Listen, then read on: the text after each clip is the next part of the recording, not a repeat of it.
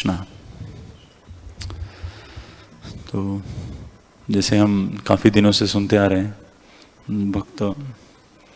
भगवान के जो अलग अलग अवतार हैं उसके बारे में वर्णन किया जा रहा था। कल श्रीमान अतुल गोविंद प्रभु ने जैसे कुर्मा अवतार के बारे में वर्णन किया, उससे पहले भक्तों ने मत्स्य अवतार, हयग्रीव अवतार, इसके बारे में वर्णन किया। तो आज हम सुनने वाले हैं श्री नरसिंहदेव भगवान के बारे में। श्री नरसिंहदेव भगवान की हरे कृष्णा। तो वास्तविक रूप में जब ये भगवान नरसिम्हा अवतार, इसका विस्तृत वर्णन जैसे प्रभुपाद कहते हैं भागवतम के 7वें स्कंद में आने वाला है। तो शुरू में प्राय इसके बारे में कुछ चर्चा आज करने का आज प्रयास करेंगे। तो श्रील प्रभुपाद कहते हैं कि जब हिरण्यकश्यपु वास्तविक रूप में भगवान से इतना द्वेष क्यों कर रहा था, क्योंकि जैसे हमने सुना है कि वराह देव का अवतरण हुआ। वराह देव का अवतरण किस लिए हुआ? वराह देव ने पृथ्वी माता को, जो हिरण्यकश्यपु का बड़ा भाई हिरण्याक्ष, जो पृथ्वी के ऊपर अत्याचार करते हुए पृथ्वी को गहरे समुद्र में कारणोदक्षाई सागर में लेके गए थे, और वहाँ पे पूरा मैल फैलाकर वहाँ पृथ्वी को दबोच के रखा था उन्होंने। तो उस पृथ्वी का संरक्षण करने के लिए वराहदेव ने अवतार लिया, और उसके बजाने के इस लीला में वराह अवतार ने हिरण्याक्ष का वध किया। तो अपने भाई का वध होने के कारण हिरण्यकश्यपु विष्णु के से बदला लेने की भावना में इतना द्वेष बढ़ रहा था उनके हृदय में। और एक कारण था, जो असुर व्यक्ति है वो कभी भी उनकी इच्छाओं को प्रबल करने के लिए किसी भी हद तक जा सकते हैं। तो हम देखते हैं कि हालांकि उसके पुत्र प्रहलाद महाराज विष्णु के भक्त थे, तो असुर लोगों की सोच ऐसी होती है कि जो मेरा मित्र, या जो मेरी भावनाओं को कदर करता है, जो मेरी भावनाओं की सराहना करता है, वो मेरा मित्र है, और जो मेरी भावनाओं को नहीं सराहना करता या जो खंडित करता है वो मेरा शत्रु है। तो ऐसे ही हिरण्यकश्यपु जो था वो विष्णु को अपना शत्रु मानता था, और जो भी विष्णु के भक्त थे वो सभी उसके लिए शत्रु थे। हालांकि वैसे देखा जाए तो एक पिता अपने पुत्र के प्रति कितना प्रेम रखता है, कितना वात्सल्य रखता है, लेकिन यहाँ पे हमें देखने को मिलता है कि असुर जो लोग होते हैं, असुर प्रवृत्ति के लोग, या जो भगवत भक्त नहीं हैं, वो किसी भी हद तक जा सकते हैं उनका स्वार्थ पूरा करने के लिए, उनकी स्वार्थ की प्राप्ति करने के लिए वो खुद के बच्चों को भी जान से मारने के लिए तैयार होते हैं। और उसके विपरीत हम देखते हैं प्रहलाद महाराज। प्रहलाद महाराज भगवान के निस्सीम भक्त होते, फिर भी हालांकि उनके पिता ने उनको इतने कष्ट दिए, उनको मारने तक प्रयास किया, मतलब उनके जान लेने का प्रयास किया उन्होंने हर तरीके से, लेकिन फिर भी उनके मन में क्या करुणा भाव है। देखिए कि वो भगवान नरसिम्हा से प्रार्थना करते हैं, कृपया मेरे पिताजी को माफ़ करिए। हालांकि अहंकार के कारण वो अंधे हो चुके हैं, वो आपकी कृपा को नहीं समझ रहे हैं, आप उनको कृपया आपका धाम प्रदान करें, आपका कृपा आशीर्वाद प्रदान करें। तो ये विचारों में अंतर है उनके। और जैसे ही प्रभुपाद इसमें लिखते हैं तात्पर्य में कि ऐसी कॉन्ट्राडिक्शन, मतलब ऐसे अलग अलग विषम परिस्थितियों में भी भगवान नरसिम्हा विषम परिस्थितियों में भगवान नरसिम्हदेव असुरों का वध करते हैं और भक्तों का संरक्षण करते हैं। हालांकि जैसे लीला प्रारंभ होती है जब हिरण्यकश्यपु घोर तपस्या करने लगता है ना। जब वो देखता है कि मेरे भाई का वध किया विष्णु ने, तो मुझे विष्णु के प्रति बदला लेना है, तो बदले के भावने में वो अमरत्व का वर प्राप्त करना चाहता है। अज्ञानतावश वो ध्यान करता है और ब्रह्मा जी को प्रसन्न करने की प्रयास करता है। तो ऐसे घोर तपस्या करते हुए जंगल में जाके एक पैरों पे खड़े रह के वो ब्रह्मा जी के लिए तपस्या करता है। तो ब्रह्मा जी जैसे अवतरित होते हैं, हालांकि तपस्या उनकी काफ़ी साल चली, तो उसमें तपस्या के दौरान ऐसे हो गया कि चींटियों ने वो उनका घर बना लिया, है ना। कीड़े मकोड़ों ने उनका मांस खा लिया था, केवल हड्डियां मात्र बची थी। तो ब्रह्मा जी जब आते हैं उस स्थल पे तो देखते हैं कि कहाँ से आवाज़ आ रही है। हालांकि मिट्टी के ढेर में हिरण्यकश्यपु तपस्या कर रहा था, तो उनको आवाज़ दे रहा था। फिर उसके प्रसन्न होकर ब्रह्मा जी पूछते हैं, बोलिए वत्स, आपको क्या वर चाहिए? तो हिरण्यकश्यपु कहते हैं, मुझे अमर बनना है। तो ब्रह्मा जी कहते हैं, वास्तविक रूप में मैं ही अमर नहीं हूँ, तो मैं आपको कहाँ से अमरत्व का वर प्राप्त करूँ? फिर हिरण्यकश्यपु उसकी भौतिक बुद्धि से जो भी उसको सूझा या उस समय उसको क्या कहते हैं, क्लिक हुआ ज्ञात हुआ, उसके विषय में उसने वर मांगे ना। मेरा मृत्यु न जमीन पे होना चाहिए, न पानी में होना चाहिए, है ना, न घर के भीतर होना चाहिए, न घर के बाहर होना चाहिए, ना देवताओं द्वारा होना चाहिए, ना मानवों द्वारा होना चाहिए, ना असुरों द्वारा होना चाहिए, ना किसी अस्त्र से होना चाहिए, ना किसी शस्त्र से होना चाहिए, न दिन में होना चाहिए, न रात में होना चाहिए। ऐसी ढेर सारी लंबी लिस्ट लगा के उसने वर मांगे और ब्रह्मा जी ने दे दिए। तो उसके पश्चात वो सारे देवताओं के ऊपर राज करने लगा। हालांकि देवताओं को अपना सेवक के रूप में आदेश देने लगा, जैसे कि ये सब हमारे सर्वेंट ही हैं, है ना।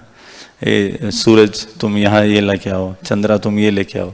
तो एक कुंज बिहारी में काफ़ी साल पहले भक्तों ने एक ड्रामा किया था, आप वो दे सकते हैं, ऑनलाइन में है अभी भी। तो उसने उसका पूरा राज जमा लिया था। सारे देवताओं भयभीत उठते थे उससे कि इसका वध होगा तो कैसे होगा कि, और फिर भी वो जो पीड़ा दे रहा था देवताओं को, मनुष्यों को, और उसने कहा था कि मेरे राज्य में जो कोई भी विष्णु नाम का जप करेगा उसका वह अंत निश्चित है ना। हालांकि और फिर वो क्या करता है कि प्रहलाद महाराज को भी उनके जो असुर के गुरु थे शुक्राचार्य, उनके पुत्र षंड और अमरक उनके संग में देता है कि आप इसको जाओ, अच्छे से राजनीति सिखाओ, इसको श्रेष्ठ असुर बनाओ। ऐसे करके वो असुरों के गुरुकुल में भेजता है। लेकिन जब हिरण्यकश्यपु जब तपस्या कर रहे थे, है ना, वर प्राप्ति के लिए, तब इधर बैकग्राउंड में दूसरी चीजें हो रही थी। जैसे कयादु, प्रहलाद महाराज की माता, हिरण्यकश्यपु की पत्नी कयादु, इनके गर्भ में प्रहलाद महाराज थे, गर्भवती थी वो उस समय। तो इंद्र जो देवता के राजा है इंद्र, वो सोचते हैं कि ये असुर की पत्नी है और इनके गर्भ में जो गर्भ है वो भी असुर ही आगे चल के पता नहीं कितना बड़ा असुर बनेगा, तो क्यों ना उसको अभी खत्मा किया जाए। तो इस सोच में इंद्र और इतर अन्य देवता, है ना, इनको किडनैप कर लेते हैं। किनको?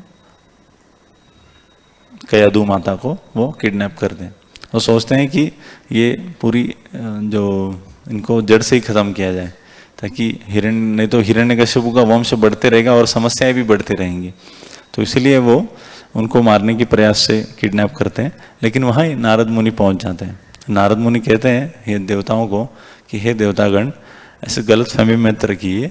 क्यों? क्योंकि इनके गर्भ में जो है प्रहलाद महाराज, वो आगे चल के भगवान के बहुत बड़े भक्त बनने वाले हैं, तो कृपया आप इनको क्षय दें।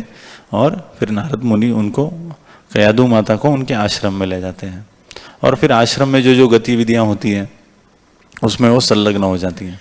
तो जैसे उन्होंने श्रीमद् भागवत का भी श्रीमद् भागवत का श्रवण किया नारद मुनि के आश्रम में, तो प्रहलाद महाराज गर्भ में रह के भागवत का श्रवण कर रहे थे और ऐसे ही उन्होंने नारद मुनि को उनका गुरु मान लिया था। तो जैसे भगवान की अलग अलग लीलाएं भागवत का श्रवण करते करते प्रहलाद महाराज की भक्ति भी दृढ़ होती गई। और फिर जब प्रहलाद महाराज का जन्म हुआ और इस तरफ हिरण्यकश्यपु हाहाकार मचा रहा था पूरे पृथ्वी पर, पूरे लोक में, जिसको विष्णु को बदला लेना था, तो स्वर्ग में राज करने लगा हिरण्यकश्यपु और चाहता था कि विष्णु के जगह सब लोग मुझे माने और मेरी सराहना करें और मैं पृथ्वी का राजा बनूं। ऐसे हिरण्यकश्यपु के अलग अलग प्रयास चल रहे थे और उसी दौरान प्रहलाद महाराज जो है वो कृष्ण भगवत भक्ति में उतने ही उन्नत हो रहे थे, सदैव भगवान का नाम स्मरण कर रहे थे। हालांकि उन्होंने असुरों के गुरुकुल में प्रहलाद महाराज को भेजा था, लेकिन प्रहलाद महाराज वहां जाके क्या करते थे, भगवान का ही गुणगान करते थे। उनके सहपाठियों को बताते थे कि जीवन कितना अनमोल है और कितना सीमित है ना, क्योंकि बचपन खेलने में चला जाता है, जवानी कुछ कार्य में चली जाती है, बुढ़ापा ऐसे ही गुजर जाता है, मृत्यु कब आती है पता नहीं। वो अगले सप्तम स्कंद में उसका विस्तृत में वर्णन आएगा। तो हम देखते हैं कि प्रहलाद महाराज उनके मित्र को भी कृष्ण भावना का प्रचार करते हैं और उनको ये भी कहते हैं आप खुद कृष्ण भक्त बनो और भगवान के संदेश का भी आप प्रचार करो। तो ऐसे प्रहलाद महाराज जो हैं वो उनके जीवन में दर्शाते हैं कि हालांकि कोई भी परिस्थिति हो हमें भगवान की भक्ति करती रहनी चाहिए। फिर जब हिरण्यकश्यपु और प्रहलाद महाराज के बीच में संवाद होता है, हे पुत्र आप अभी इतने महीनों से इतने सालों से गुरुकुल जा रहे हो, आपने क्या शिक्षा प्रदान की, कृपया मुझे बताओ।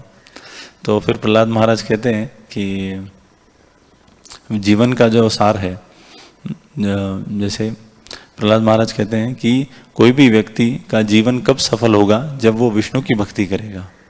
जब भगवान के नौविधा भक्ति में वो संलग्न होगा तब वो जीवन का सही लक्ष्य प्राप्त कर सकता है।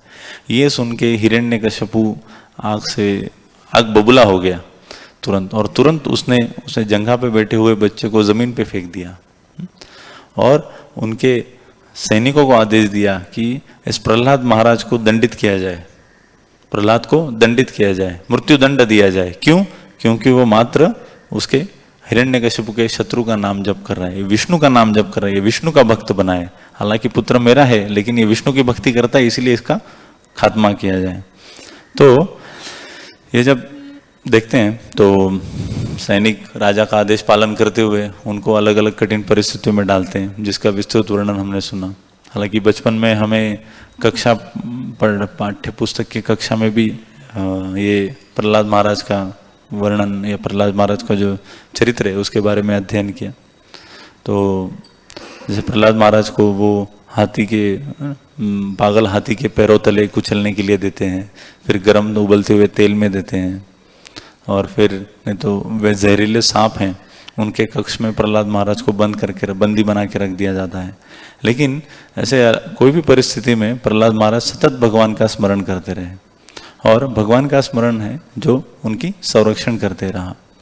तो जब ये भगवान प्रहलाद महाराज की अटल श्रद्धा और निष्ठा जो थी उनकी काफ़ी दृढ़ थी, तो इसके कारण भगवान विष्णु ने उनका सदैव संरक्षण किया।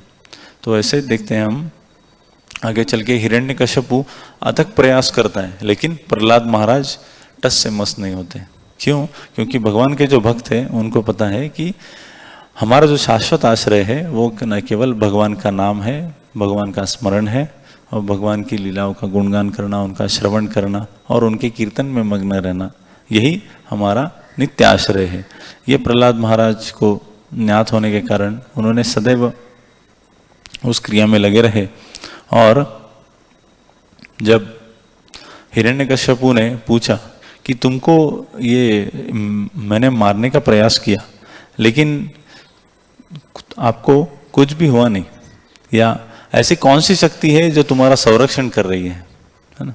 तो प्रहलाद महाराज उत्तर में कहते हैं कि वही शक्ति है ना जो आपको इतनी आप असुर होने के कारण जो भी आपकी सत्ता आपको मिली है, जो शक्ति आपको प्रदान की हुई है, वो विष्णु से है, और वही विष्णु मेरा भी संरक्षण कर रहे हैं। जो आपको शक्ति प्रदान कर रहे हैं वह मुझे भी शक्ति प्रदान कर रहे हैं। तो ये सुन के हिरण्यकश्यपु और क्रोधित हो जाता है। वो कहता है कौन है ये, कहाँ है तुम्हारा विष्णु? हालांकि हिरण्यकश्यपु ऐसे ललकार रहे थे प्रहलाद महाराज को ताकि वो विष्णु का खात्मा कर सके। जब व्यक्ति अहंकारी हो जाता है ना, जब उसकी इंद्रियां प्रबल होती हैं तो वो क्या करता है, उसके इच्छा के आड़ आने वाला प्रत्येक व्यक्ति या उसके इंद्रिय तृप्ति के आड़ परे आने वाली कोई भी चीज को वो तुरंत खत्म करना चाहता है। तो इसीलिए वो प्रहलाद महाराज को ललकारता है, मतलब इनडायरेक्टली विष्णु को ही ललकारता है कि कहाँ हो तुम, मेरे सामने तो आओ फिर मैं दिखाता हूँ। तो ऐसे करते हुए इस भावना से वो प्रहलाद महाराज को पूछता है कहाँ है तुम्हारा भगवान। तो प्रहलाद महाराज कहते हैं भगवान तो हर सृष्टि के हर कण में है, चर चर में भगवान का वास है। तो क्या कहते हैं, क्या इस खंबे में है तुम्हारे भगवान? तो कहते हैं हाँ, इस खंबे में भी हैं, उस खंबे में भी हैं, भगवान हर जगह है। तो हिरण्यकश्यपु गदा लेके उस खंबे को तोड़ देता है और फिर भगवान नरसिम्हदेव अपने भक्तों के संरक्षण के लिए प्रकट होते हैं। फिर उस समय श्री नरसिम्हदेव भगवान की जय। फिर नरसिम्हदेव जैसे बिल्ली चूहे को खिलाती है ना, जब चूहे का हत्या करने के पहले बिल्ली उसको थोड़ा खिलाती है, खेलती है उसके साथ पंजों से, थोड़ा ऐसा थोड़ा वैसे। फिर हिरण्यकश्यपु भी एकदम चूहे के समान प्रतीत हो रहा था नरसिम्हदेव के सामने। तो नरसिम्हदेव भी उसको खिलाते हैं, युद्ध करते हैं। फिर उसके काफ़ी सारे असुर आते हैं। तो हम में से कुछ भक्त जो एनवीसीसी गए होंगे उन्होंने देखा होगा पीछे नरसिम्ह लीला का डायरोमा स्वरूप लगा है। तो उसमें देखते हैं हम कि हिरण्यकश्यपु भगवान नरसिम्हा के प्रति आक्रमण करता है तो काफ़ी सारे असुरगण भी आ जाते हैं और वो असुरगण उनका ढेर लग जाता है ना। भगवान नरसिम्हा इतने विशाल भयाकाय रूप में और उनके सामने ऐसे सारे मरे हुए सैनिकों का ढेर लग जाता है। फिर भी हिरण्यकश्यपु साहस करके उनके ऊपर आक्रमण करते रहता है। तो भगवान नरसिम्हदेव अंत में उसको अपनी जंघा पे रखे और जो नाखून थे, तीक्ष्ण नाखून, तो श्रीमद् भागवत में वर्णन आता है कि भगवान नरसिम्हदेव के जो नाखून थे वो वज्रादपि कठोर थे, है ना, वज्रादपि कठोरम और कुसुमादपि कोमलम। तो प्रहलाद महाराज मतलब भक्तों के लिए उनके जो वज्र नखे थे वो कमल के पंखुड़ियों के समान कोमल है और असुरों के लिए वो वज्र के समान कठोर है। तो इसी कठोर वज्र जैसे नाखूनों से भगवान नरसिम्हदेव हिरण्यकश्यपु का पेट विदारण करते हैं और उसके आंतड़ियों का हार बना के पहनते हैं। तो ऐसे तो देखने में तो भयावह रूप था वो, लेकिन भक्तों के लिए वो आश्रय स्थान है। जैसे बिल्लियाँ जब अपने बच्चे को उठाती हैं तो उसी मुंह से उनके गर्दन पकड़ती हैं, तो वो बच्चों के लिए आसरा है। बिल्ली के बच्चों के लिए वो एक सबसे सेफ स्थान है। और वही चूहा जब वो देखता है बिल्ली का मुंह दांत तो उसके लिए वो मृत्यु है, भयावह है। तो श्रीमद् भागवत में वर्णन है कि जैसे भक्ति में दिव्य रस हैं, है ना, तो 5 डायरेक्ट रस हैं और 7 इनडायरेक्ट हैं, मतलब 5 फेवरेबल जिसको हम कहते हैं ना, साख्य, शांत, दास्य, वात्सल्य और माधुर्य, और 7 अनफेवरेबल रस हैं जैसे हास्य रस, वीर्य रस, भय रस, कारुण्य रस, ऐसे अलग अलग हैं। तो इसमें हालांकि हमने सुना होगा कंस भी कृष्ण का स्मरण करता था, लेकिन किस रस में? भयभीत रूप में। हालांकि ये भक्ति के लिए अनुकूल रस नहीं है, अनफेवरेबल रस है, लेकिन वो सतत स्मरण कर रहा था। तो ऐसे ही हिरण्यकश्यपु भी जब उसने देखा कि नरसिम्हदेव का ये भयावह अवतार, तो वो भी भयभीत कांप उठा और वो भगवान को ललकार रहा था। तो ऐसे अहंकार से मदमत्त हुए हिरण्यकश्यपु को भगवान नरसिम्हदेव ने उसने जो भी वर मांगे थे ब्रह्मा जी से, है ना, अलग अलग कंडीशंस डाली थी उन्होंने, और सारे कंडीशन को फुलफिल करते हुए भगवान नरसिम्हदेव ने हिरण्यकश्यपु का वध किया। तो जैसे हम देखते हैं भगवान अपने भक्तों के संरक्षण के लिए अवतरित होते हैं। हालांकि हिरण्यकश्यपु ने पूरे पृथ्वी पर हाहाकार मचा दिया था, सारे देवताओं को अपना गुलाम बनाया था, फिर भी भगवान अवतरित नहीं हुए। पूरे विश्व को हिरण्यकश्यपु ने त्रस्त कर दिया था, फिर भी भगवान अवतरित नहीं हुए। लेकिन जब शुद्ध भक्त ने भगवान को आवाहन किया या भगवान को ललकारा तो हिरण्यकश्यपु ने, जब शुद्ध भक्त ने, प्रहलाद महाराज ने इच्छा की कि भगवान आप प्रकट हों, है ना। और जब हिरण्यकशिपु, जब भगवान प्रकट नहीं होते तो मान लो हिरण्यकशिपु वही गदा प्रहलाद महाराज के ऊपर चला देते। तो भक्तों के संरक्षण के लिए भगवान अवतरित हुए। और ब्रह्मा जी ने जो भी सारी कंडीशन, जो भी वर दिए थे, उससे सारे कंडीशन को भी फुलफिल किया भगवान ने। तो जैसे और एक कृष्ण लीला में भी वर्णन आता है कि भगवान ने अपने भक्तों के वचन पालन करने के लिए, है ना, क्या कुछ नहीं किया।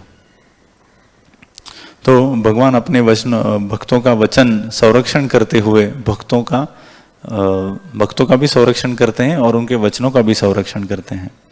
तो ऐसे नरसिंहदेव भगवान जो कृपावश सभी भक्तों को उनके मार्ग में, भक्तिमय मार्ग में जो भी बाधा आते हैं उनको दूर करते हैं, भगवान का, भक्तों का संरक्षण करते हैं।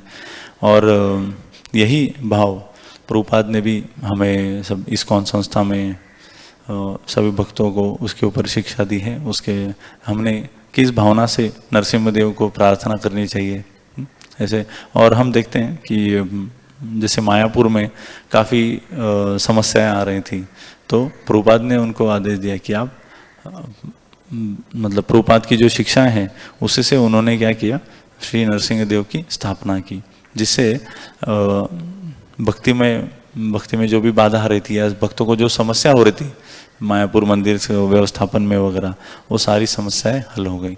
और भगवान वहाँ नरसिंह भगवान इतने कृपालु हैं कि वो भगवान किसी के साथ, भक्तों के साथ आदान प्रदान करते हैं, है ना। तो हालांकि नरसिंहदेव का जो अवतार है वो लीला अवतारों में सबसे विशेष अवतार है।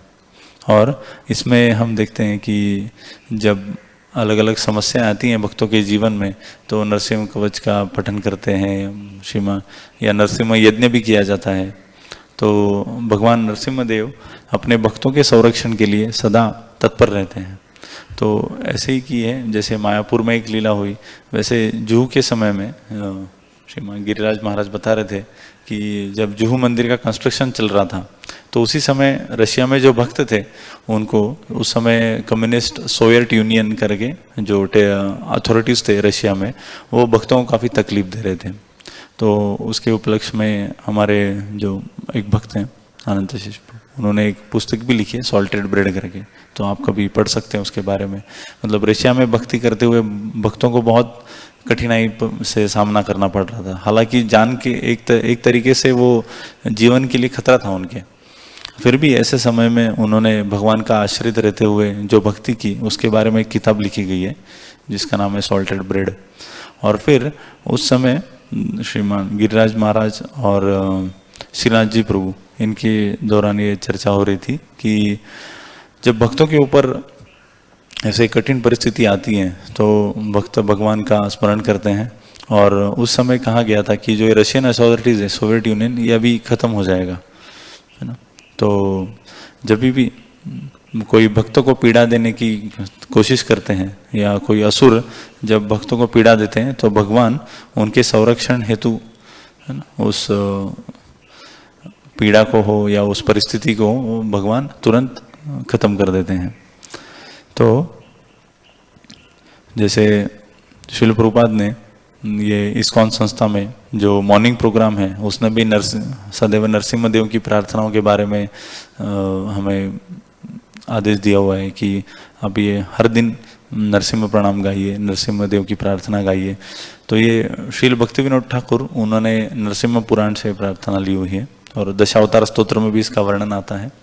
और फिर ये श्रील भक्ति सरस्वती ठाकुर, उन्होंने भी गौड़िया मठ में इंट्रोड्यूस किया था। और फिर ऐसी परंपरा में इस्कॉन में भी हम हर दिन मॉर्निंग प्रोग्राम में नरसिंहदेव की प्रार्थनाओं का स्मरण करते हैं और इससे भक्त अपने जीवन में नरसिंहदेव की संरक्षण के लिए उनको प्रार्थना करते हैं।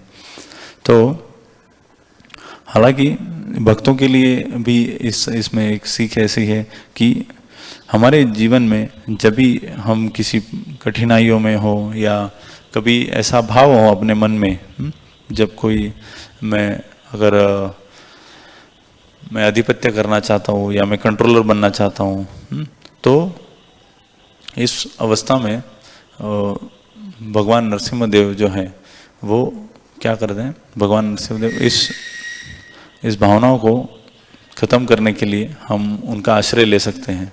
और व्यक्ति अपने जीवन में या भक्त अपने जीवन में सोच सकते हैं कि कभी कभी अगर ऐसे मान लो ऐसी मनों में भाव आया कि नहीं मैं ही करता हूँ या मेरे कंट्रोल में सब कुछ है या मैं ही इसका भोग करना चाहता हूँ, तो उस समय हम भगवान नरसिम्हदेव को प्रार्थना कर सकते हैं तो कि ऐसे भावनाओं से वो हमें बचाएं और जो है भक्तों के सेवाओं में या भगवान की सेवा में ये जो भावना बाधा बन रही है इससे हमें संरक्षण करें। और हमारे जो भौतिक इच्छाएं हैं उससे हमें छुटकारा मिलने के लिए या उससे ऊपर उठने के लिए नरसिम्हदेव की प्रार्थनाएं हमें मदद करेंगी और जिससे हम भगवान की सेवाओं में भगवान के चरणों में का आश्रय ग्रहण कर सकते हैं। और भक्ति में आने वाले सभी अभद्र चीज़ें हों या अभद्र विचार हों उसके बारे में भी नरसिम्हदेव हमें संरक्षण दे सकते हैं। और अपने जीवन में भगवान के प्रति श्रद्धा अटल रखने के लिए और भगवान की सेवा में दृढ़ निष्ठा बनाए रखने के लिए भी हम भगवान नरसिम्हदेव को प्रार्थना कर सकते हैं। तो ऐसे अलग अलग परिस्थितियों में भगवान भक्तों का सदैव रक्षण करते हैं। और वास्तविक रूप में प्रभुपाद इस तात्पर्य में दो चीज़ों के ऊपर जोर देना चाहते हैं जो ऐसे जो नास्तिक व्यक्ति रहते हैं, नास्तिक या जो भगवान के भक्त नहीं हैं, उनकी जो भी भौतिक योजनाएं हैं वो सर्वशक्तिमान भगवान हमेशा विफल करते हैं। तो जो भी प्लान्स है मटेरियल प्लेटफॉर्म पे या भौतिक स्तर पे जो भी इच्छाएं होंगी, चाहे वो बाहरी अभक्त लोगों को ही हो या कभी कभी भक्तों में भी ये भाव आ जाता है, तो उसको भगवान हमेशा विफल करते हैं। और जो कोई भी व्यक्ति हो, चाहे वो जब गर्व से उसको जो भी उपलब्धियां उसके पास है उसके कारण व्यक्ति का गर्व बढ़ जाता है, तो ऐसे गर्व से वो भगवान को आवाहन देता है या भगवान को ललकारता है। हालांकि सभी लोगों ने भगवान का शरणागत होना चाहिए, लेकिन जब किसी भौतिक उपलब्धियों के कारण व्यक्ति का अहंकार बढ़ता है तो भगवान को ललकारता है, भक्तों को ललकारता है या भक्तों को पीड़ा देने का प्रयास करता है, तो भी भगवान उनको क्षमा नहीं कर दे।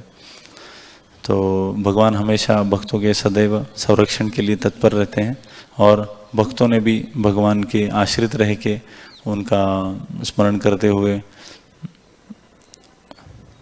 हुए उनकी सेवा में संलग्न रहना चाहिए। यही शिक्षा हमें इससे प्राप्त होती है।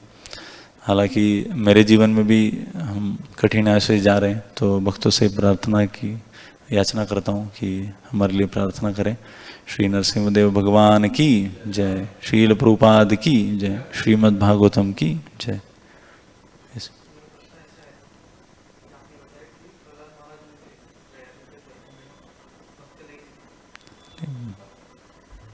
भक्त नहीं थे ऐसा नहीं, हाँ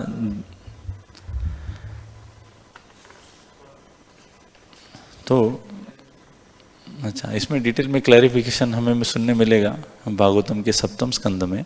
हालांकि वो गर्भ में थे और जब गर्भ में उन्होंने मतलब ऐसे इसका भविष्यवाणी भी हुई थी कि प्रहलाद महाराज का जन्म होने वाला है, तो इसीलिए नारद मुनि ने उनको संरक्षण दिया और उनकी भक्ति भी दृढ़ हुई उनके जब गर्भ में उन्होंने भागवतम का श्रवण किया तभी। इसकी डिटेल में वर्णन मैंने भी नहीं पढ़ पाया आज तो 7वें स्कंद में हमें पढ़ने मिलेगा।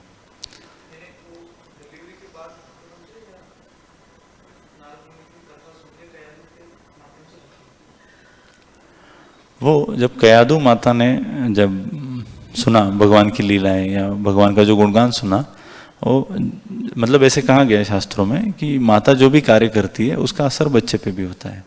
तो सिमिलर केस इसमें भी है। अर्जुन चक्रव्यूह किसने तोड़ा?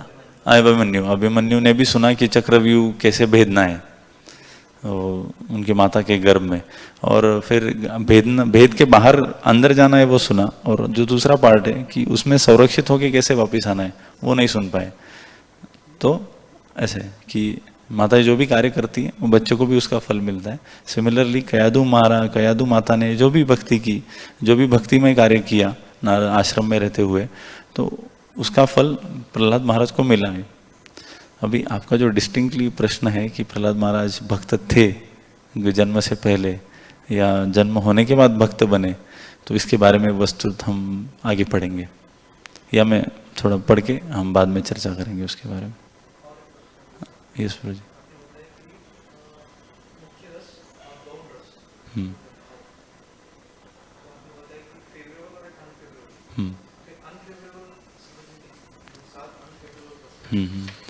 तो जैसे फेवरेबल रस 5 हम सब जानते हैं।